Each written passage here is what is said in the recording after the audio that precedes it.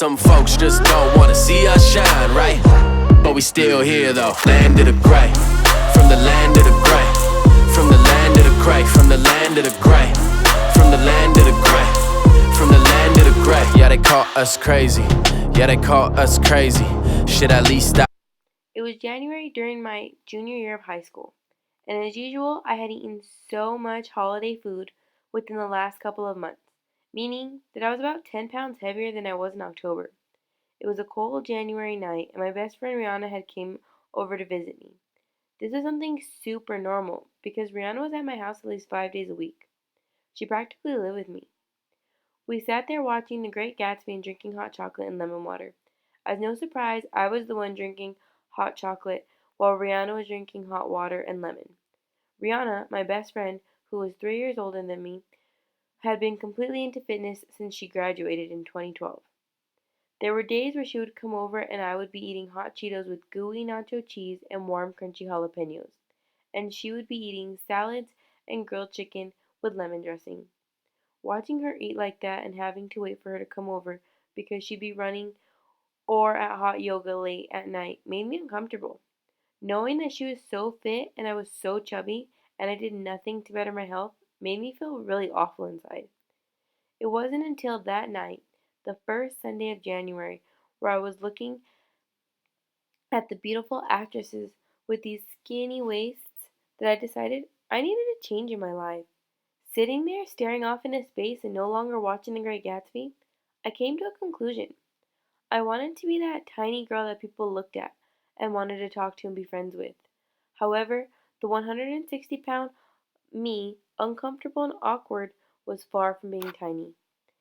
That moment I stood up so fast, knocking all the pillows off the couch, and not saying a word, I turned around with my hot chocolate in hand and took off towards the kitchen.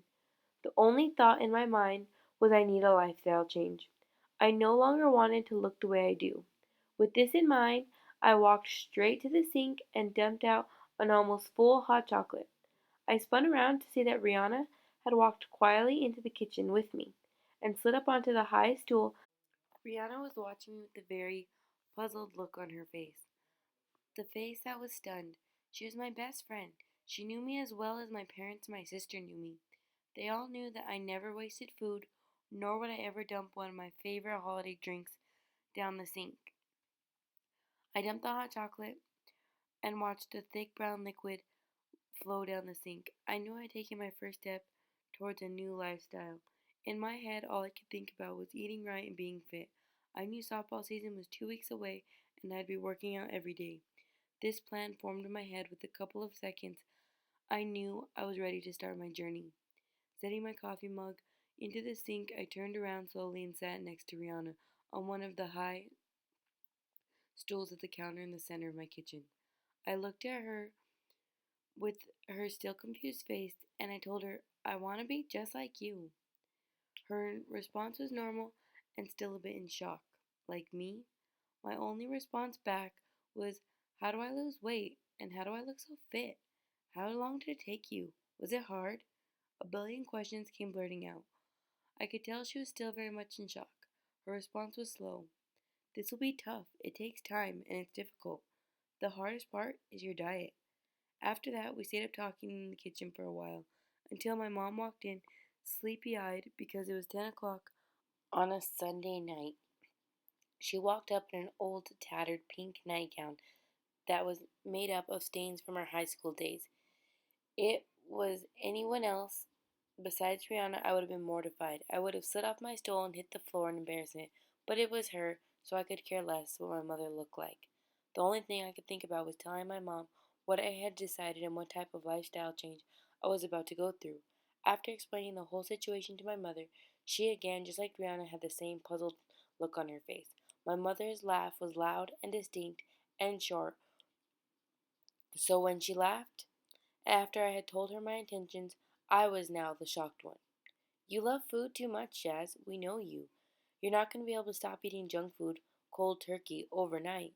My face scrunched and my lips came together. I was absolutely hurt. They had no faith in me. However, I knew me, and I was worried for myself. Was I going to be able to go through this? The rest of the night, Brianna and I sat at the counter talking and writing lists on how to eat, when to eat, and what to eat.